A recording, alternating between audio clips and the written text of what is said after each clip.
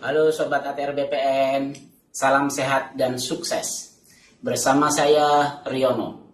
Senang sekali saya rasanya saat ini kita dapat berjumpa dalam rangkaian seri podcast tentang siap menghadapi penilaian kompetensi. Kali ini kita akan berbincang-bincang mengenai salah satu kompetensi dari 8 kompetensi manajerial, yaitu kompetensi kerjasama. Bersama kita telah hadir para narasumber yaitu Mbak Esti. Halo Mbak Esti, apa kabar? Yang kedua Bapak Lihardo Saragi. Halo Pak Lihardo, apa kabar? Baik, kabar sehat Pak. Oke. Ada pepatah yang mengatakan ringan sama dijinjing, berat sama dipikul. Kerjasama adalah sesuatu yang sering kita lakukan dalam kegiatan sehari-hari, termasuk kegiatan kita dalam menjalankan tugas pekerjaan. Dengan kerjasama dapat meringankan dan memudahkan kita dalam bekerja. Mungkin perlu kiranya kita pahami makna dari kerjasama itu. Bagi peserta penilaian kompetensi manajerial dan sosial kultural, sangat penting untuk memahami kompetensi kerjasama.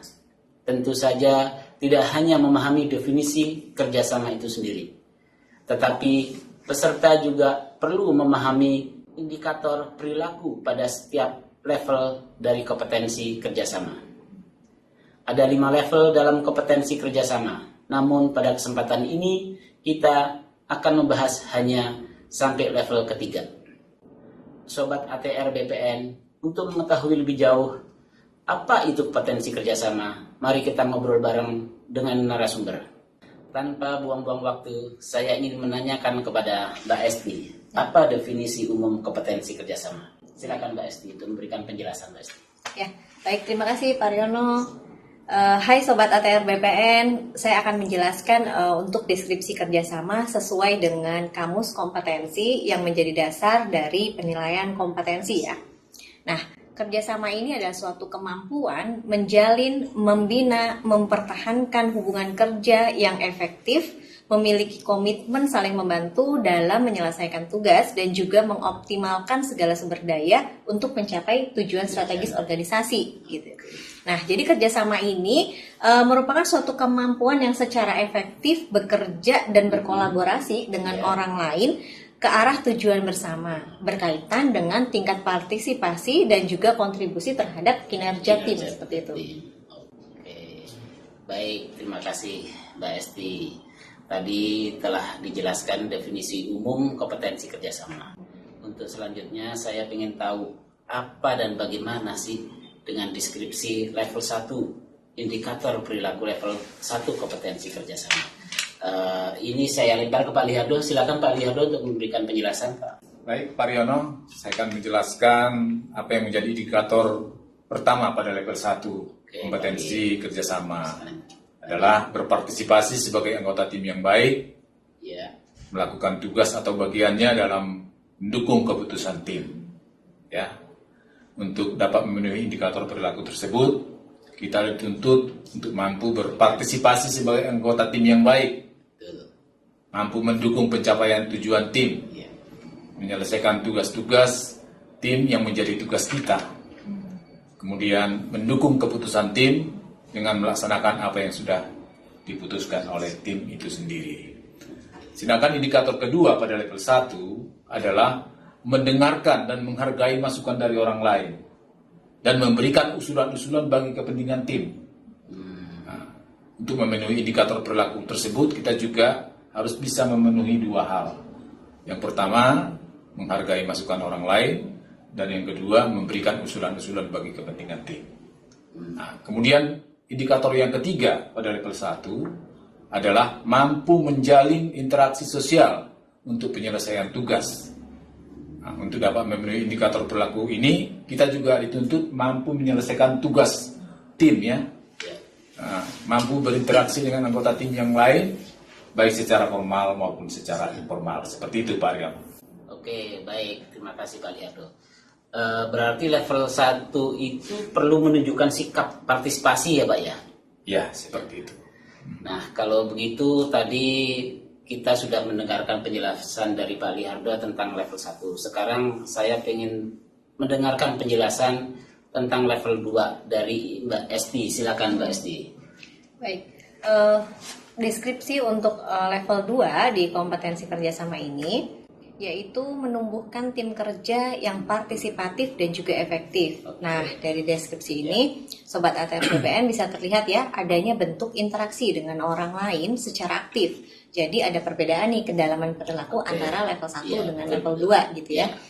Nah, untuk level 2 indikator perilaku yang pertama yaitu membantu orang lain dalam menyelesaikan tugas-tugas mereka untuk mendukung sasaran tim. Jadi ada kemauan nih untuk membantu orang gitu ya.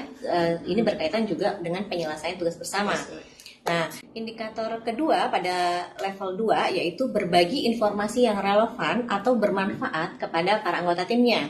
Dan juga mempertimbangkan masukan dan keahlian anggota tim dalam kelompok kerjanya itu, serta bersedia untuk belajar dari orang lain. Nah, sangat jelas ya Pak, ada 3 hal yang perlu diperhatikan nih Sobat ATR BPN, yaitu berbagi informasi yang relevan, mempertimbangkan keahlian anggota timnya, dan juga bersedia untuk belajar dari orang lain kan.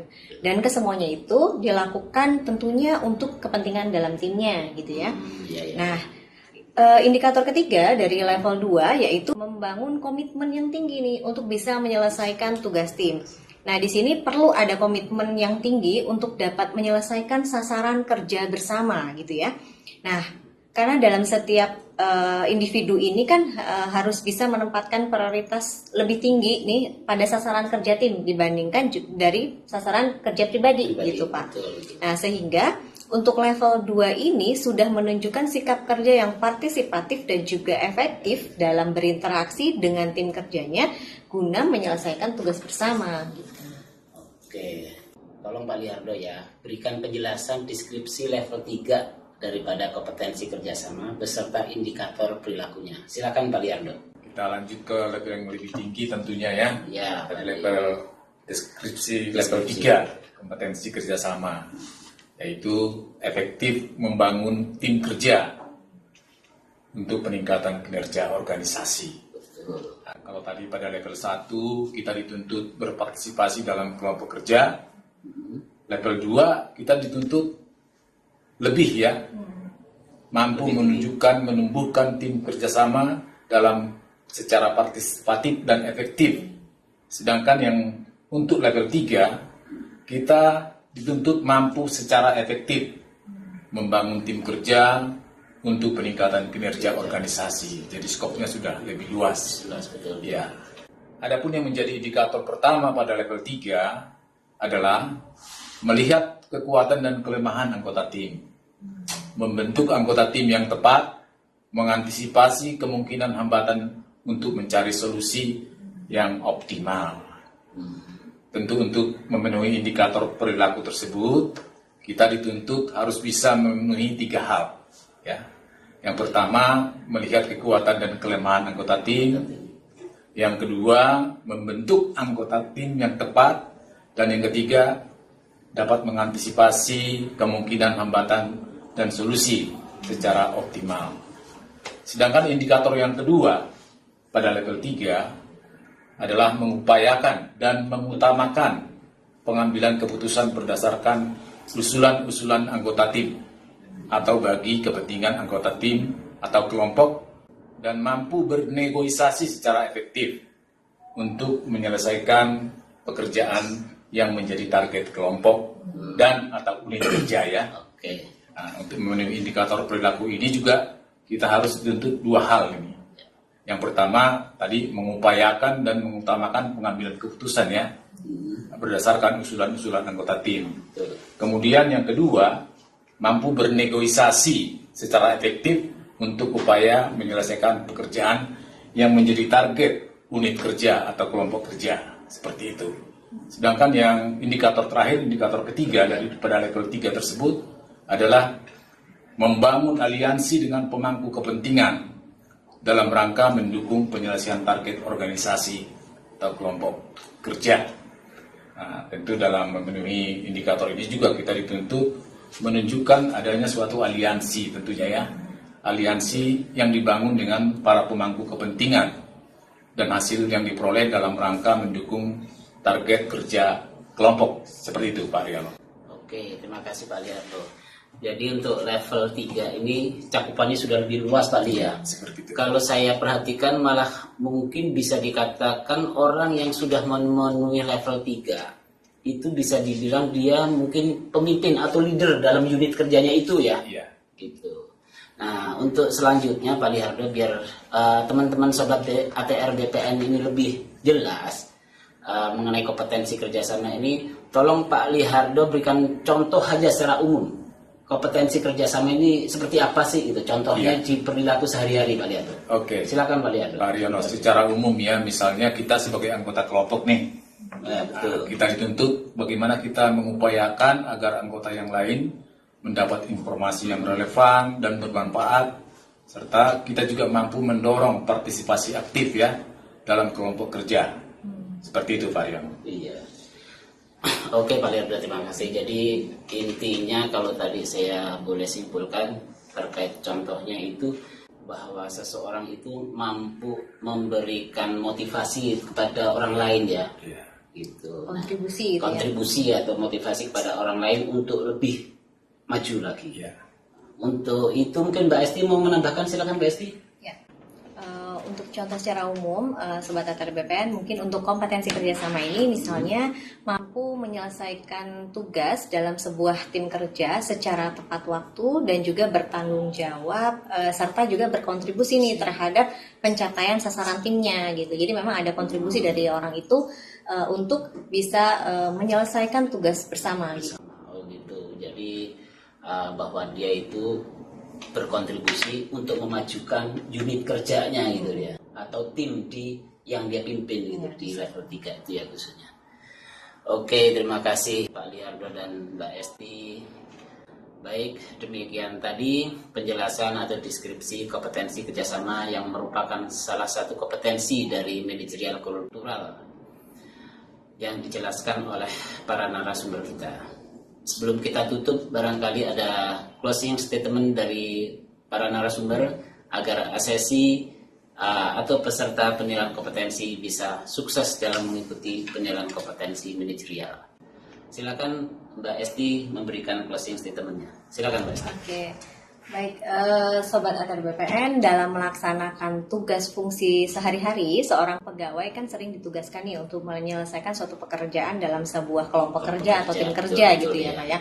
Nah, sebagai anggota tim, kita harus bisa melaksanakan tugas atau peranan kita ini dengan sangat baik gitu ya.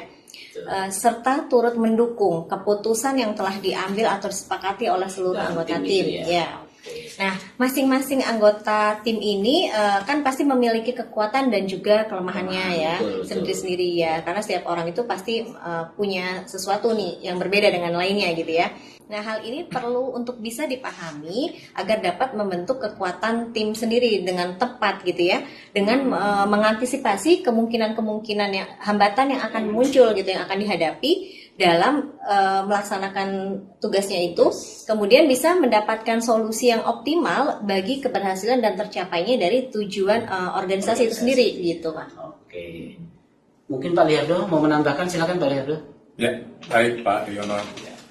Bahwa memang dalam setiap kesempatan dan ruang ya, setiap insan manusia di dunia ini pasti membutuhkan apa yang namanya kerjasama ya. Betul. Iya, demikian Tidak bisa halnya. hidup sendiri gitu. Iya, demikian halnya dengan kita seorang ASN ya. Pasti dituntut adanya kerjasama dengan orang lain di sekitar kelompok kerja kita. Iya. Nah, dan pada topik kita kali ini jelas ya bahwa seorang ASN itu harus memiliki yang namanya kompetensi kerjasama.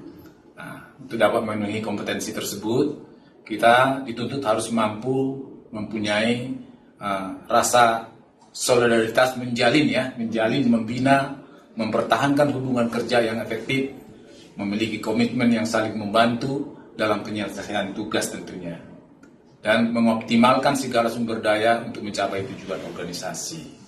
Baik, Sobat ATR BPN, mari kita belajar menilai diri kita sendiri untuk level kompetensi kerjasama ini adalah penting ya, agar pada saat mengikuti penilaian kompetensi dapat menunjukkan eviden atau bukti yang tertinggi dari kompetensi tersebut yang benar-benar kita miliki.